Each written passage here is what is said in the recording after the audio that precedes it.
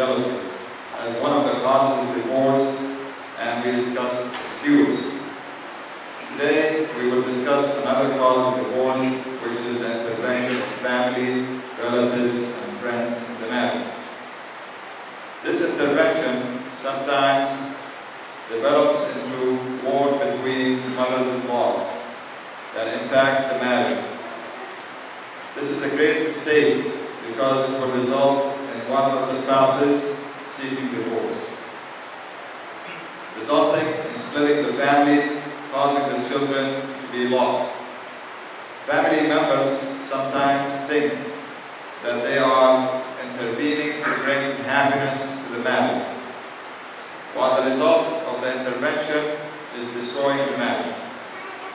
The Islamic view of this intervention is that it contradicts Islamic teachings, which calls upon family members to be promoters of harmony and reconciliation, rather than separation and divorce. This was illustrated in verse 35 of Surah An-Nisa. Allah says, if you fear a breach between the man and his wife, appoint two arbitrators, one from his family and one from hers. If they both wish for peace, Allah will cause their reconciliation. Indeed, Allah is ever all-knower, well-acquainted with all things. The choice of arbitrators to be from the families is because they are well-acquainted with the spouses, and because of the family ties that motivates them to do their utmost to help in reconciliation. Family ties also motivate the spouses to accept the judgment of their families. So family members that seek to spoil marriages act against the religious mission, as was mentioned in the Quran, and behave contrary to the nature of the family ties that demands love and not harming other family members. Also, this mission and duties are even more important to be practiced by fathers and mothers, so they need to be more careful about interfering. Dear brothers and sisters, some fathers and mothers and family members of both spouses work hard to spoil marriages using gossip and lies to spread animosity between a husband and his wife until divorce occurs. By doing so, these people commit a sin similar to the sin of magicians and witches, and it is all from Satan's plots and traps. The Prophet ﷺ warned people who commit such acts, saying in a hadith, anyone that corrupts, or which means it instigates the wife of a man against him, he is not from us. In another hadith, the Prophet ﷺ said, whoever swears by the trust is not from us. And anyone that corrupts a wife or a man, corrupts the wife of a man or his slave against him, he is not from us. The corruption or instigation mentioned in the hadith is meant for false talk and lies, with the intention of causing disputes. This is a sin that can be justified by having good intentions or looking after the interests of the children.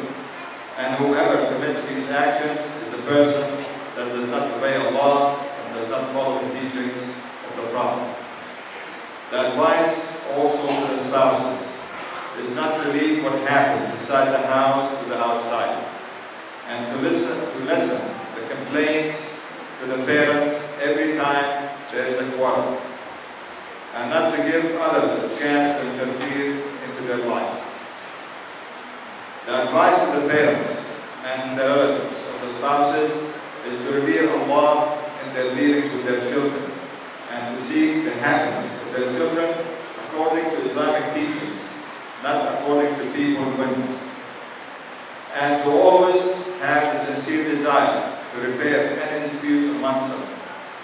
And if the parents and relatives are not capable to perform these duties, then they should seek the help and expertise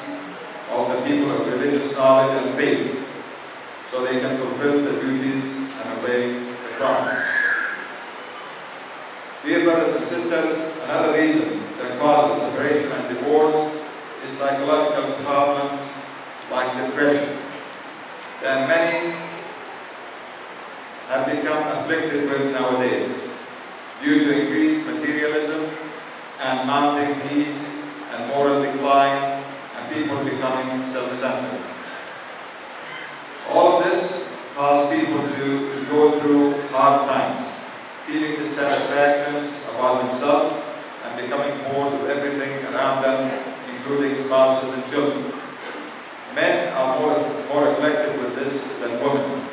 So if a man encounters conflict in his home, the crisis increases with quarrel and anger that can lead the man to utter the word of divorce, thinking mistakenly that it will lighten his burden.